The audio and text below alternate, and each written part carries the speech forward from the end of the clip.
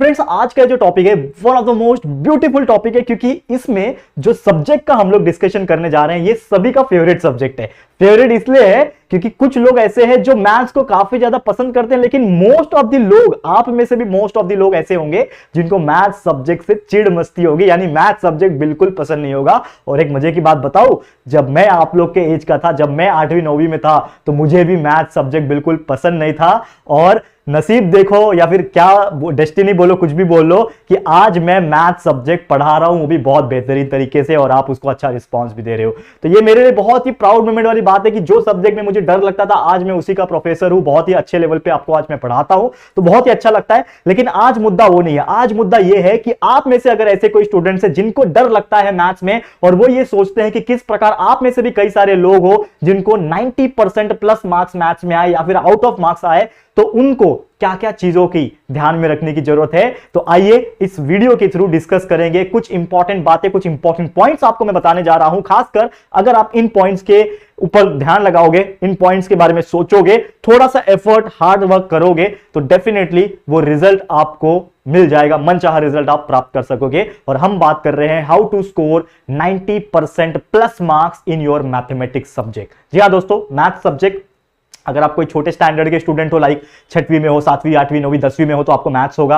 आप 11th 12th में भी अगर साइंस स्ट्रीम ले रहे हो तो आपको मैथ्स होगा। अगर आप कॉमर्स ले रहे हो, कॉमर्स में सेक्रेटरियल प्रैक्टिस एसपी जिसको बोलते हैं, उसके ऑप्शंस को नहीं सिलेक्ट कर रहे हो तो भी मैथ्स होगा। अगर आप आर्ट्स सब्जेक्ट ले रहे हो तो उसमें भी मैथ्स एंड स्टैटिस्टिक्स होगा। मतलब मोस्ट ऑफ द पढ़ाई में मैथ्स सब्जेक्ट होता ही होता है, मैथ्स कभी पीछा नहीं छोड़ेगा। और इसीलिए मैथ्स सब्जेक्ट में अच्छे से अच्छे मार्क्स स्कोर करने के लिए आप लोग को थोड़ा सा हार्ड वर्क और मेहनत करना पड़ेगा। लेकिन कुछ इंपॉर्टेंट चीजें हैं जो आप लोग जान जाओगे और उसके ऊपर वर्क करोगे तो आपको बहुत इजी हो जाएगा मैथ्स में स्कोर करना। तो सबसे पहले कुछ इंपॉर्टेंट पॉइंट्स यहां पे मेंशन किए हुए हैं। तो सबसे पहला पॉइंट आप देख पा रहे हो जो कि है अर्ली स्टार्ट, या फिर स्टार्ट अर्ली में बोलूंगा इसको।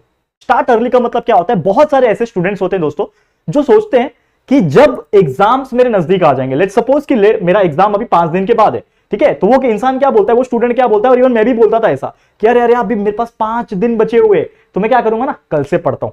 ठीक है, कोई बोलता है 5 दिन हो गया, उसमें से 1 दिन उसने खेलकूद में या फिर टाइम पास करने में बिता दिया। अब वो बोलेगा कि यार 5 दिन हो, 5 दिन में से 1 दिन तो मैंने चलो वेस्ट कर दिया, लेकिन मेरे पास फिर भी 4 दिन है। अब ये 4 दिन में मैं ऐसा पढ़ूंगा ना, एकदम टॉप कर जाऊंगा। लेकिन वो चौथा दिन जो होता है ना, 4th डे जो होता है, वो बोलता है कि यार 4 दिन तो बहुत होता है, 4 मल्टीप्लाई बाय 24 करेंगे तो 96 होता है यार, 96 आवर्स है मेरे पास, तो यार उसमें से अगर मैं 20 घंटा भी पढ़ लूंगा ना तो भी मैं आराम से टॉप कर सकता। कौन पढ़ेगा 96 घंटा? चलो बाजू करो, अगले दिन से पढ़ते हैं। तो 3 दिन बचा रहेगा, तो 3 दिन बोलेगा अरे अभी भी मेरे पास 72 आवर्स बचे हुए, आराम से पढ़ेंगे। फिर 2 दिन बचा हुआ है, और वो जो बच्चा होता है ना, वो बच्चा लास्ट 1 दिन में पढ़ता है और वो जस्ट पासिंग मार्क्स या फिर 60-70% मार्क्स निकालता है, और वो अपने आप को सेटिस्फैक्शन माइंडसेट में बोलता है कि बेटा तू टॉप नहीं कर सकता, तू टॉपर नहीं है, तू टॉपर कहलाने के लायक नहीं है, या फिर तू टॉपर नहीं बन सकता, तू कितना भी मेहनत कर ले। लेकिन सच सच बताना दोस्तों कि आप में से कितने ऐसे लोग हैं जो सच में मेहनत करते हो। अगर आपको टॉपर बनना है, अगर आपको मैथ जैसे सब्जेक्ट में 90% प्लस मार्क्स स्कोर करना है, तो उसके लिए मेहनत करना पड़ेगा दोस्तों,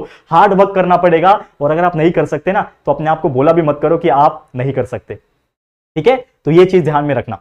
तो सबसे पहली बात, मेरा पहला पॉइंट क्या है? Early start. अर्ली स्टार्ट मतलब ये होता है कि जब आप कोई भी काम को बहुत पहले से शुरुआत करते हो, बहुत पहले से जब आप स्टार्ट कर लेते हो, तो ऑलरेडी आप बाकी लोगों से आगे निकल जाओगे। जैसे कि मैथ सब्जेक्ट अगर आप समझ लो 10th स्टैंडर्ड के स्टूडेंट हो, आपको अगले साल बोर्ड एग्जाम देना है, आपके पास आज के डेट में अगर हम बात करें लगभग 8 से 9 महीना इजीली अवेलेबल है। अगर आप आज से ही मैथमेटिक्स पढ़ना स्टार्ट कर देते हो, पहला चैप्टर समझ लो लीनियर इक्वेशन इन 2 वेरिएबल्स है, आप उसको पढ़ना स्टार्ट कर दिए, सर ने क्या पढ़ाया है पढ़ रहे हो आप, ठीक है, पहला टॉपिक है चलो ग्राफिकल मेथड है, दूसरा टॉपिक साइमल्टेनियस इक्वेशन है, तीसरा क्रैमर्स रूल है, आपने वो टॉपिक बाय टॉपिक पढ़ना शुरू कर दिया।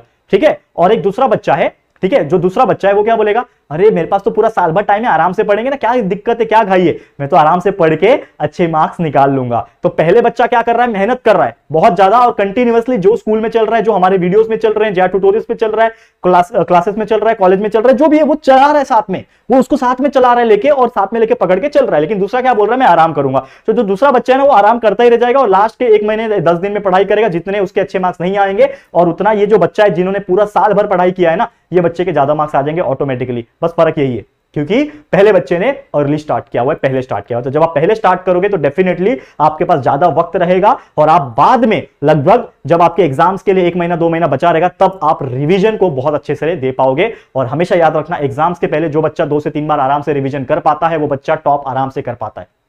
मैं हर सब्जेक्ट की बात करूंगा, वैसे आज स्पेशली मैथ्स के बारे में बात कर रहा हूं। तो मैथ्स में आपको यह करना है कि जितना हो सके अर्ली स्टार्ट करो, जितना जल्दी आप स्टार्ट करोगे उतना ज्यादा आपके पास वक्त रहेगा आपके सिलेबस को कंप्लीट करने का, और बाद में आप अच्छे तरीके से रिवाइज कर पाओगे। ठीक है, सेकंड पॉइंट यह है कि आपको कंसेप्ट प्लस फॉर्मूलेज, देख पा रहे हो, तो आपको कंसेप्ट के ऊपर और फॉर्मूलेज के ऊपर, ये दो चीज के ऊपर सबसे ज्यादा फोकस करना होता है मैथमेटिक्स सब्जेक्ट की अगर मैं बात करूं। क्योंकि कंसेप्ट मतलब क्या होता है कि आप कोई भी चीज पढ़ रहे हो, जैसे मैं 10th का एग्जांपल ले रहा हूं, 10th के स्टूडेंट्स का पहला चैप्टर है linear equation in two variable. अब मैंने बताया कि linear equation in two variable एक चैप्टर है, और आपको मैंने ये नहीं बताया कि उसके पीछे का कंसेप्ट क्या है, ये लीनियर इक्वेशन ही कि इसको क्यों बोलते हैं, कैसे इन दोनों इक्वेशन को लेकर साइमल्टेनियस इक्वेशन के तौर पे सॉल्व किया जाता है, कैसे इनको प्लस माइनस किया जाता है, कैसे वेरिएबल्स एक्स वाई जेड जो भी है उसके वैल्यूज निकाला जाता है। अगर आपको वो कंसेप्ट पता ही नहीं रहेगा तो आप रट्टा मार के जाओगे क्या? मैथमेटिक्स के पेपर में जाते हैं लोग और रट्टा मार के एग्जाम में बहुत अच्छे मार्क्स भी निकालते हैं, लेकिन वो मार्क्स किसी काम के है क्या? और क्या होगा अगर आप वो रट्टा मारा हुआ स्टेप भूल गए तो? मैथमेटिक्स तो है ही ना ऐसा, क्योंकि एक स्टेप भूल गए तो पूरा इक्वेशंस, पूरे प्रॉब्लम सॉल्व नहीं हो पाएंगे, मतलब आपको मार्क्स नहीं मिलेगा। ठीक है, तो रट्टा मारने वाला चीज नहीं है मैथ्स, आपको फोकस करना है आपके कंसेप्चुअल नॉलेज के ऊपर। एक बार आपका कंसेप्ट अगर क्लियर हो गया, दूसरा इंपॉर्टेंट चीज होता है इसमें फॉर्मूले।